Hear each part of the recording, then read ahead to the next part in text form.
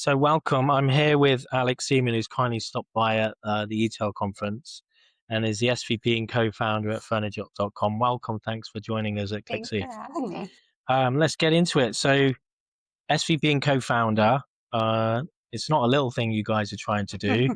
You come from this storied family behind Rooms to Go, one of the largest furniture retailers in the US. And now you've launched furniture.com to really reshape the whole furniture market. What's different about you really is you've got 65% of your team in engineering, product, and data science. So it's not a furniture company, you're a tech company We are. that sells furniture. And then what makes you decide that the industry needs this complete digital first platform rather than just bolting on e-commerce? I mean, it's incredibly ambitious. Yeah.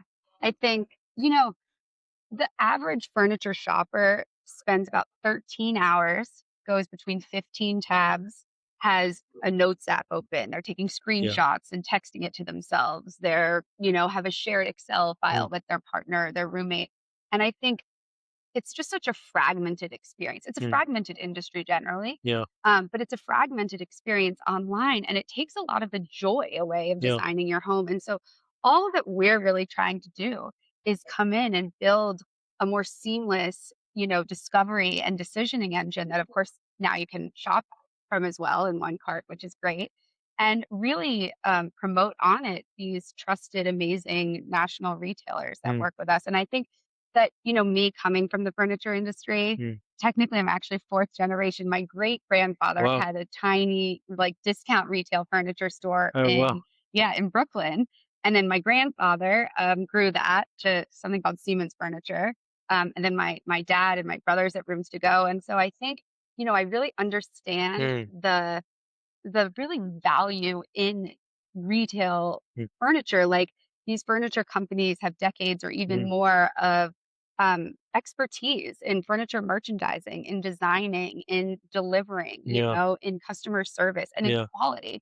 And I think it's different than what you might find on other marketplaces. Yeah. And we really wanted to list that product and just bring it to today's consumer, meet them where they are in the age of, you know, beyond the internet in the age of AI and even like agentic commerce is coming. Like, how do we make sure that those retailers show up and that product shows up? Because it really is going to be the best furniture shopper experience. Yeah. I love it.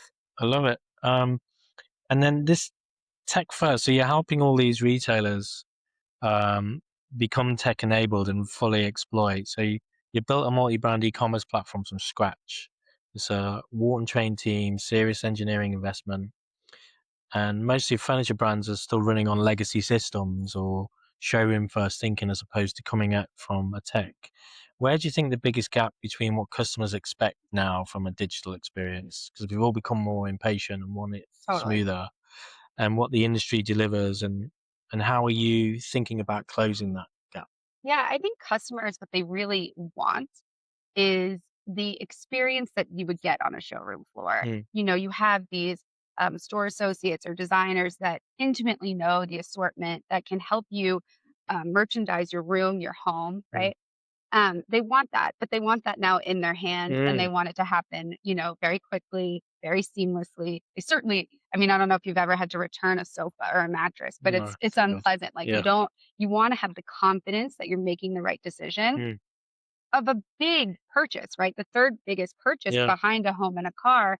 And it's tactile and it's visual. And Mm. and I think, we wanted to create this platform where hopefully we could bring some of that, like bring some of, I always say we're like a furniture technology business with the DNA of a furniture retailer and sort of bring some of that expertise Mm. into the way we actually developed sort of the logic around the site. Like Mm. how our product feed is sorted, Mm. how, Dottie, our new AI agent who she just launched a few days ago. Cool.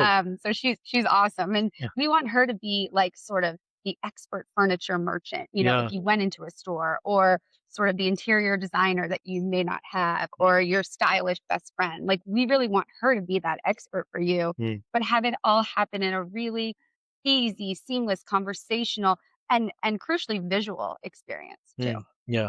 And having just bought a lot of furniture, I'm like, it's really resonating with what you said. And my wife marking things out on the floor, working out what's going to go where, Yeah. the consideration in the decision, and it's such a big thing, isn't it? Like you say, the third biggest purchase, Yeah. capturing that online in a way that actually is so helpful because it comes from retailers who know what they're doing over years. That essence of expertise, Exactly. making sure it's not lost online. Exactly. And Yeah. if you think about the other industry, let's Mm, take homes and mm, cars, for example, like yeah.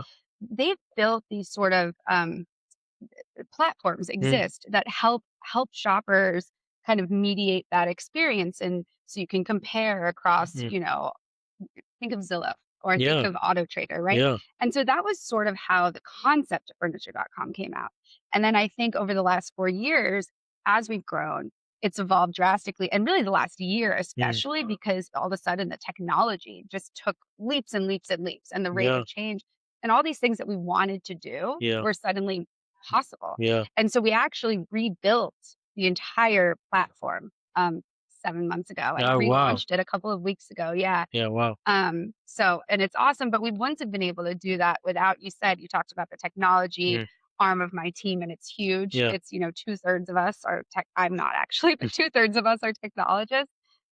We have a big machine learning data science team and of Yeah. course a big engineering team. Actually now they're quite integrated. Yeah.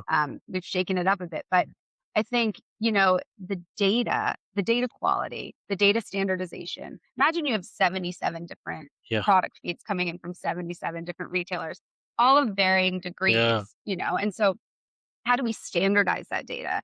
How do we enrich that data using AI models that we've developed? And then now it's formulated in such a way that like our conversational search or our chat Dottie, she can use that to drive her recommendations. Yeah. And it's you're going to capture such great data from how people interact with your AI support as well, aren't Yeah, you? That's it's a been yeah. really fun to see. Like Yeah.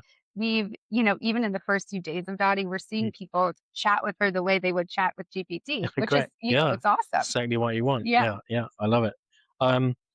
So on that, if you think about data measurement, AI making decisions, how are you actually using data in day to day, from marketing spend allocation, logistics, customer insights, product innovation? I mean, it all's based on having the right data and making good decisions off it. How does that look in your I mean, organization? it's huge. Mm, Like I would say the thing that probably the biggest thing you talked about product development and product yeah. innovation. So I mentioned that 7 months ago we started Mm, the entire replatforming and redesign of furniture.com, the updated one that's just now launched. And I think before that, and what it came out of was about a 6 month in-house consumer research project where we interviewed hundreds and mm, then thousands mm, of furniture consumers mm, who you at least like shopped online during some part of their journey yeah. and bought a piece of furniture.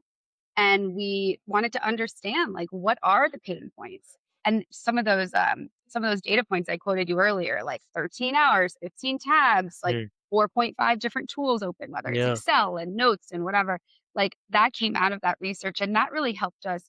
It really helped us hone the evolution of the product. And then, very, very crucially, add checkout. And so I think now Mm. the one cart checkout where you can check out across retailers in one single cart has become, it's a huge value add for shoppers. Oh yeah. Wow. And it's also that and a value add for retailers. Well, could they add it to their websites and stuff? So, Absolutely, oh wow. exactly, because Wow. it's an agentic checkout, and Yeah. so they are still owning the shopper, the Mm, customer, and that customer still, becomes part of their loyalty funnel. yeah. And I think that that's been great. Yeah. That makes a ton of sense to me.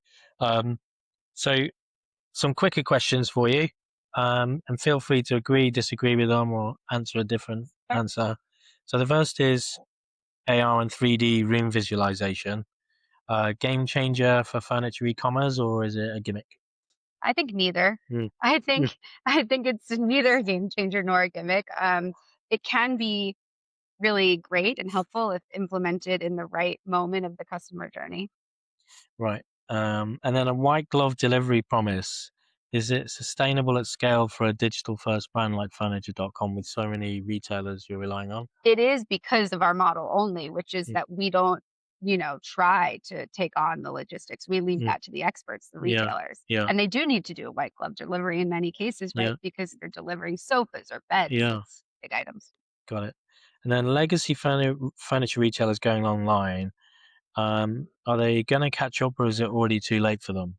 Oh, it's definitely not too late. I Right. think that that's exactly where we come in is Mm. we want to partner with these retailers and make sure they're continuing to surface as this digital commercial landscape evolves. Yeah, and then do you think in terms of the amount of furniture we buy online, is there a D2C Warby Parker moment coming for furniture? And are we gonna see it soon, or are we gonna be waiting? Yeah, I think I wouldn't really say there's a D2C Warby Parker moment coming. I would say there's definitely a lot of great Mm, D2C furniture brands, and we mm, work with several of them, mm. partner with several of them. I think there's always going to be a lot of value to the store experience. Yeah. And I see furniture.com. Um, w- it's not just a marketplace like that. I think is a little too limiting. I see it more as sort of this decision layer, this utility for furniture shoppers. Mm. Great, thank you. And then, you've taken a very unusual path. It's an interesting story from a family legacy to startups and this scrappy energy of a founder, but there's decades of industry knowledge behind you, which can probably be a burden and a benefit because you've got all this pressure you probably put on yourself after that. Is there a book that shaped how you think about building something new while respecting what's come before, or something on innovation and things you've picked up along the way that you could share with people so they could Yeah. benefit? I think not so much one book. I think, it's sort of the people around me, whether they're my mentors, like my dad is Mm, definitely a mentor, my mm. grandfather, Yeah. who's almost 94, who Wow. calls me every day to ask me about furniture.com. Oh, wow. Yeah, including today. My brother's mentors for sure. And Yeah. then, my two co-founders, both named Dan Bennett, our CMO, and Dan Rosado, our GM. Mm, Dan and Dan have both had really amazing tenured careers yeah. for furniture.com. Yeah. Dan Bennett, worked C-suite in amazing ad agencies, advertising, and Dan Rosado led apartments.com and then the launch of homes.com. And so sort of deeply understood this sort of area of Mm, just in a different industry. And so I think I learned a lot from them. But somebody asked me recently, maybe yesterday, what mm. was the worst professional advice I've ever received. And I actually think that stuck with me. And the answer is don't risk it. Like I think Right. Yeah. that would be a takeaway is if you ever receive that advice, Yeah. ignore it. Yeah. That is such good. Life is about risk. Business is about managing risks. I love that. Yeah, it's great advice, Rose. Well, thank you for joining us. It's Yeah. been awesome to have you. Thanks for having Thank me. you. Thank you.